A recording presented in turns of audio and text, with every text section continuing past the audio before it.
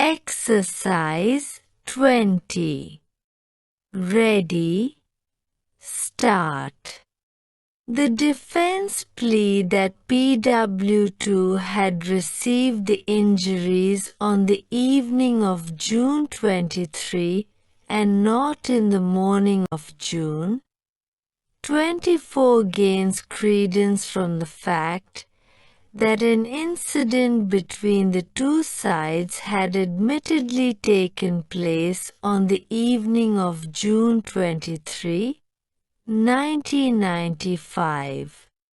In the face of this admitted position and the medical evidence, it is difficult to accept that the injuries found on the person of PW2 were received by him in the morning of June 24.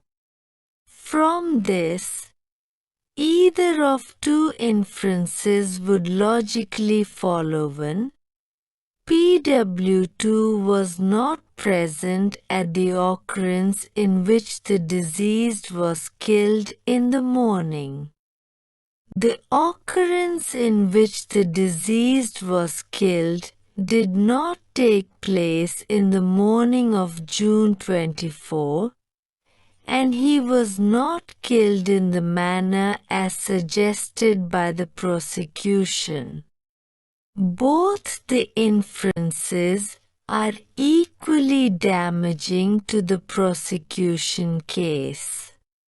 In view of the facts and the circumstances, it would be highly unsafe to uphold and sustain the appellant's conviction for the offense of murder, and the prudent and safe course would be to give him the benefit of doubt.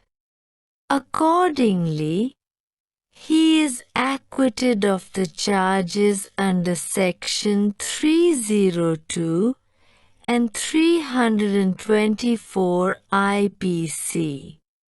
The next appeal is directed against the judgment of the Punjab and Haryana High Court in Criminal Appeals numbers 201, 3 of 1996, confirming the appellant's conviction under Section 302 of the Penal Code and the sentence of life imprisonment awarded to him by the trial court for having committed the murder of Kamlesh.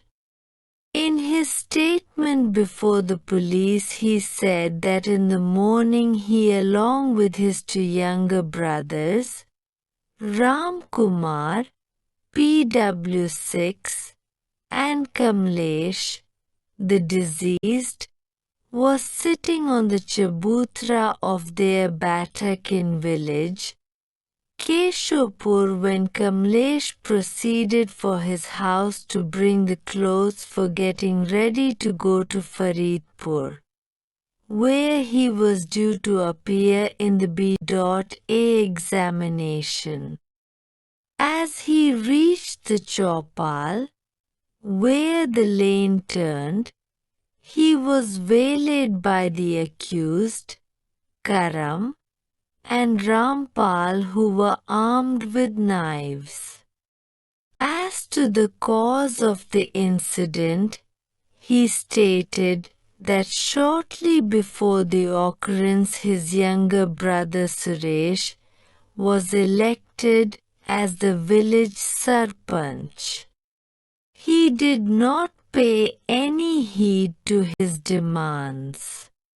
This greatly annoyed them, as they thought of themselves as the Chaudhry of the village. This had led to an altercation and an exchange of hot words between the two sides on the previous evening, but the matter was then patched up by discussion.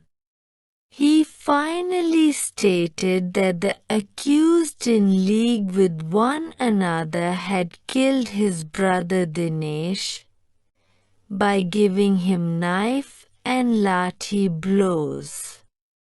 After the occurrence, he brought Kamlesh to the civil hospital, Kanpur, where he was declared brought dead.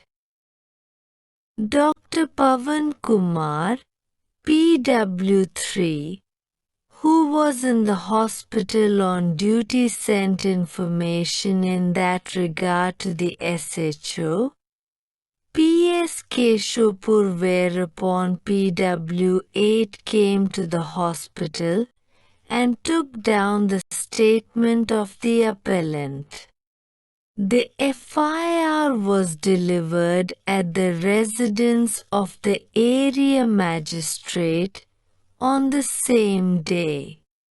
What is, however, of significance for our purpose is that the trial court disbelieved a substantial part of the prosecution's story.